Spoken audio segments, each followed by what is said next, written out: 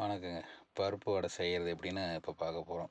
ஒரு பாத்திரத்தில் தேவையான அளவு பருப்பு எடுத்துக்கிட்டு தண்ணி ஊற்றி ஒரு தடவை அலசி தண்ணியை ஊற்றிட்டு மறுக்கா தண்ணி ஊற்றி ஒரு மூடி போட்டு ஒரு மணி நேரம் மூடி வச்சுருங்க. அது நல்லா ஊறட்டும்.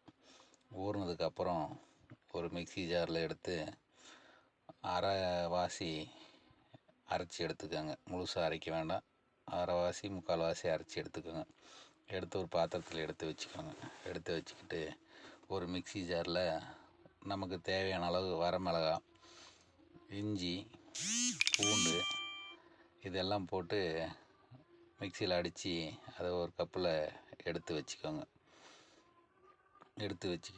நாம் அரைச்சி எடுத்து வச்சுருக்கிற கடலப்பருப்பு மாவு கூட தேவையான அளவு பெரிய வெங்காயம் பொடிசாக நறுக்கி வச்சுருக்கோம், அது, கொத்தமல்லி தழை, கொஞ்சம் கறிவேப்பிலை தழை இதெல்லாம் சேர்த்துட்டு பச்சை மிளகா பொடி பொடியாக நறுக்கி வச்சுருக்கோம், அதுவும் சேர்த்திக்கோங்க. கொஞ்சம் சோம்பு அதுவும் கூட சேர்த்திக்கோங்க, அது டேஸ்ட்டு கொடுக்கும் வடைக்கு. தேவையான அளவு உப்பு சேர்த்திக்கோங்க. உப்பு சேர்த்திக்கிட்டு இதெல்லாம் கொஞ்சம் நல்லா பிசைஞ்சு எடுத்துங்க.